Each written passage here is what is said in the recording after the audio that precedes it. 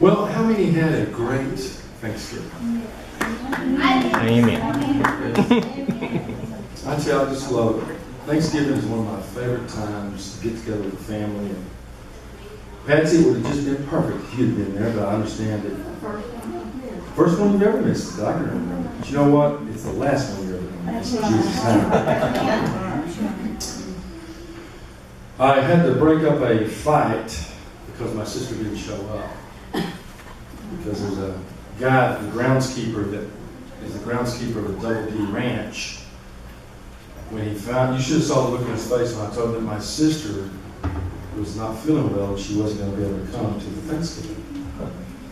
And he paused for about 2 seconds and he goes, "What about the Mississippi mud pie?" I said, "Well, see, I thought you'd made it, you just didn't bring it." I told him, "You had it." I would have seen it. So anyway, after the fight, we were able to set up the bounce house and everything was fine.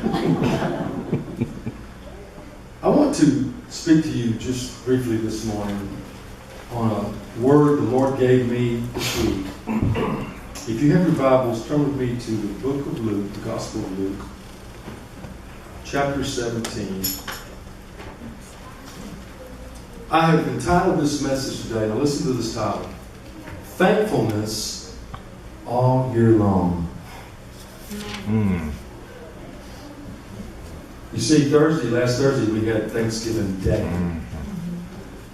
It's called Thanksgiving Day. It's not called Thanksgiving Week, Thanksgiving Month, Thanksgiving Year. It's called Thanksgiving Day. And it's a beautiful day. And if you study the origin of where Thanksgiving began in this country, it began all the way back to the Pilgrims. When the Indians, the American Indians came and they literally shared food together. But you know what? You always have this picture in your mind that these Pilgrims and these Indians, they got a big roasted turkey with dressing, Mississippi mud pie, mashed potatoes. This girl made the biggest pot of mashed potatoes, and I was just kind of hoping that, there was some leftovers. And I said, "Is there any mashed potatoes?" She said, "All gone." We have a sister-in-law, my brother Bobby, that was here last Sunday. She makes a lemon pie that'll literally make your tongue come out and slap your forehead. My brother Johnny snoozed at the lunch table and said, "Where's the lemon pie?" I looked at him like this. But it wasn't like that back with the Pilgrims. They were eating stuff like fish, deer, squirrel. Ooh, I'm getting hungry. Possum, no. But listen to this. We've got to church, the purpose of this message and the purpose of this day today, and Beverly, you kind of touched on it today in your speaking. Beverly accused me of looking at her notes. I think she looked at some of my notes. But the purpose of this whole day today, and this word that I want to get across to you today, is that we need to recheck our attitudes and not just be a one-day event. But church, can I tell you, we need to be thankful every day. Boy, that was a week, amen. We need to be thankful every day. Okay. Let me give you some statistics here. 1 million people died over this last weekend. According to statistics. 1 million people are not in church today because they're dead. It happened all just in the Thanksgiving week, according to statistics. Some died of car crashes, some died of disease, some died of heart attacks. I saw that Duck Dynasty commander Phil Robertson, his brother, right before Thanksgiving, just killed over with a heart attack. Gone. So how many's glad to be here today? That's a little stronger. A little stronger. 5 500 million people in the world on our planet right now is dying of a deadly disease. Right now.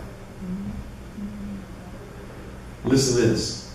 If you have some extra money in the bank, or even change in a dish somewhere at your house, you have more than the majority of the world's population. That's true. That's right. That's true. Come on, preacher. You have been change. Yeah. There's people that ain't gonna have 2 dimes to rub together and ain't seen 2 dimes. I'm talking about worldwide. I'm not talking about just here in this country. Let me tell you something, church. If only you've been in this country, you think everybody in the whole world's like this? They're not. I can't tell you how many times I've wept getting on the plane coming back from Colombia because I got to leave my brothers down there in the world they live in, and I get to live in the world I live in. It's a big difference in those 2 worlds. I've been to churches down there, preaching churches that they don't even have the money for a floor. It's just dirt. That's right. Amen. That's right. I can't tell you how many little kids I've seen in downtown Cartagena that they live down there. They live down there homeless. How many believe that we should be thankful all year long? Amen. Amen. Am I getting through today? Amen. We've got to be thankful, church. Look at this story in Luke 17, verse 11. And it came to pass, as he went to Jerusalem, that he passed through the midst of Samaria and Galilee, speaking of Jesus. And as he entered into a certain village, there met him 10 men that were lepers, which stood afar off. And they lifted up their voices and said, Jesus, Master, have mercy on us. And when he saw them, he said unto them, Go show yourselves unto the priests. Listen, and it came to pass that as they went, they were cleansed. You catch this picture? Yeah. Jesus is walking through this little part of Samaria, and as he's walking through, from afar off, notice it says, because see, the law was if you had a deadly disease like leprosy, you had to call out. Because if you didn't call out and you just walked into a midst of a crowd of public people, they would stone you to death right there on the spot. Because you had exposed, and leprosy was so contagious, and it was so deadly. I don't know if you've ever studied leprosy. Leprosy literally takes your flesh and it falls off your bone like a cooked roast. And so these men were far off. Master, Jesus, we've heard about you.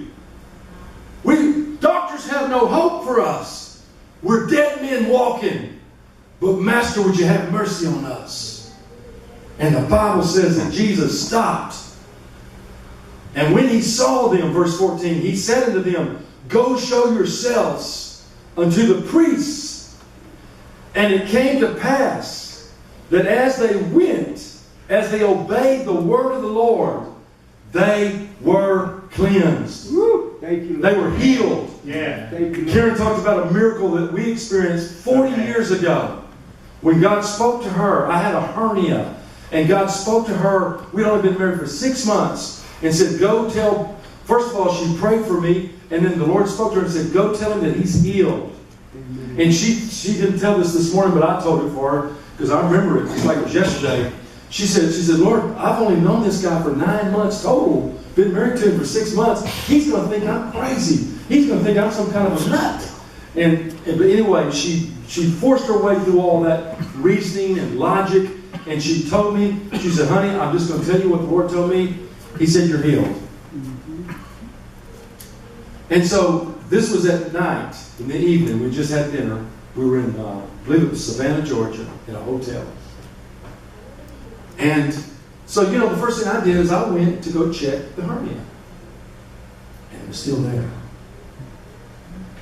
And I thought, man, if you'd have seen her face, this was no joking matter. She was serious. I didn't want to discourage her. I didn't even tell her that I wasn't healed. I went to bed that night, Beverly. Got up the next morning, woke up out of bed. What's the first thing you usually probably do? Usually normally what you do when you first wake up. You go to the restroom, right? I go to the restroom, that thing was gone. Amen. Come on. Praise God. That was 40 years ago. Amen. You realize how many physicals, examinations for jobs or, just health? I have a yearly physical every year. That was 40 years ago. After the Lord healed me, I go to this spirit-filled doctor friend of mine. His name was Dr. Clint. I said, Dr. Clint, I know what God did, but I said, is there any way that a hernia can heal itself? He said, no. He said, it's impossible. He said, that was a miracle. Amen. Thank you, Lord. Amen. Don't tell me that God doesn't perform miracles. You're talking to the wrong person. Amen. Amen. Amen. Don't tell me that God ain't good. You're talking to the wrong person. Amen. Don't tell me that God can't meet your needs even when you plan a 40-year anniversary trip and you don't really have the finances yet. I'm the wrong person. Come on, preacher. Yeah.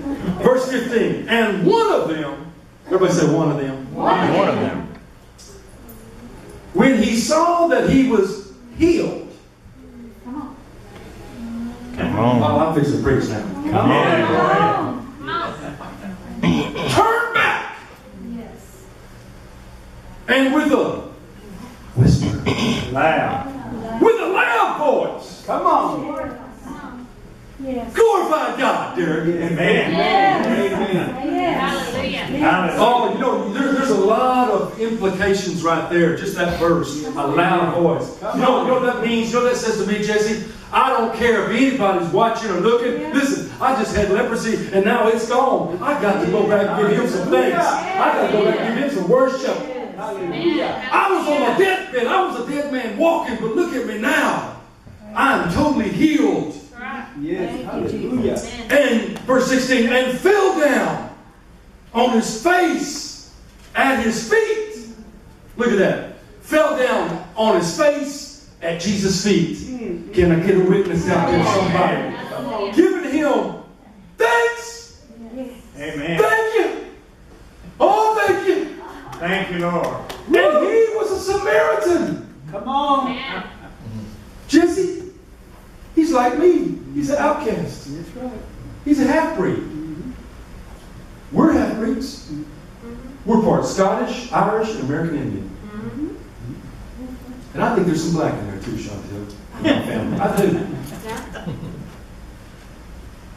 I like to go to the black stores to buy my clothes. I like black music. I'm just saying. Hey,